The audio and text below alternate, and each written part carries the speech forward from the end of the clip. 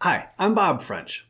Everyone thinks they know what a stock is, and most people do, to a certain extent anyway. But if we actually dig in and look at what a stock really is, we can better understand why they do what they do. So let's start at the top. Stocks are tiny shares of ownership in a company. Depending on the company, you'll have a vote on the membership of the company's board of directors. And you'll also have a claim on a portion of all of the future distributions that the company will make. Now, in certain situations, that vote on the board of directors can be valuable. There are folks out there who will try and buy up enough shares that they can get someone on the board or keep someone off the board to influence corporate policy. But for the vast majority of investors, they're after the cash flows that the company will kick out in the future, even if the company has never paid any dividends in the past. And this is what I want to focus on. Owning a stock means owning a share of a series of uncertain cash flows. With a bond, assuming it doesn't default, you pretty much know how much and when you'll get your money. You don't have that surety with a stock.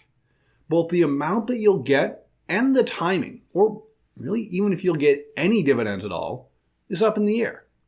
The thing is, most people don't really think about it in these terms. They think about it in terms of the stock's price going up or down. But the value of a company and how its value changes is really driven by what the market thinks that dividend stream is going to look like. People have massively complex models trying to figure out how much a stock is really worth, and they bring in all sorts of information, including estimates of what's likely to happen in the future. But those models are still just getting at what the distributions from a company will look like and how much you should be willing to pay for them, though some models are a little bit more roundabout than others. And that last point about the price of a stock including all future dividends is important. Let's say you bought a stock and we're going to hold it for a year.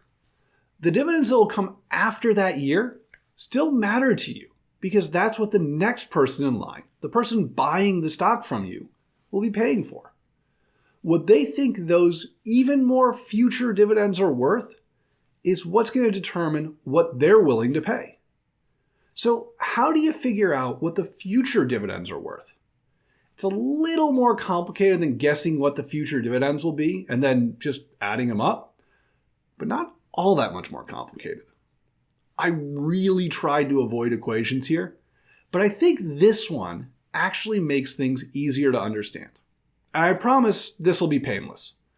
This is what's called the dividend discount model. All it's saying is that to get the value of a company, you just add up all of the individual future dividend payments discounted back to today. As you might guess, this is more of a theoretical model than something that gets used in practice, but it's the logic that we're after here. There's basically two parts here: the string of future dividend payments and the discounting of those payments. With the dividend payments, what you're basically trying to do is estimate what the payments will look like in the future. To put it mildly, there's a bit of uncertainty around this. What will Tesla's dividend policy look like in 50 years? Will Tesla even exist in 50 years? But we also have the discounting part on the bottom here.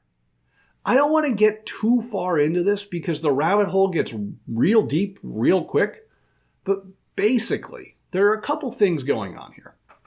First is that you need to account for the risk that your estimates about future dividend amounts and timing is just wrong, that you won't get the payments that you think you will. You also need to account for the fact that $1 today is worth more than $1 tomorrow. Since these payments are coming at different points in the future, they aren't worth as much as if we were getting them today. And then we bring them all together and just add them up. Different people's models and answers are going to look different. But this is, at root, the underlying logic that they're all getting at. So why is it important to cover all of this? We could have just said that a stock is a tiny sliver of ownership in a publicly traded company and called it a day. And that would have been correct as far as it went. But I think it's important to understand the mechanics of what's going on here. One, because a lot of us are basing a decent chunk of our retirement planning on stocks. And two, because it helps strip away a lot of the noise from the commentary around stocks. And there's more than enough of that out there. If this was helpful, be sure to like this video and subscribe to our channel so you can see what we're up to. If you have any questions on this, or if there are any other questions that you'd like me to address, just drop them in the comments below. You can also check us out on the web at retirementresearcher.com and make sure to sign up for our weekly newsletter to keep up to date with everything that we're doing.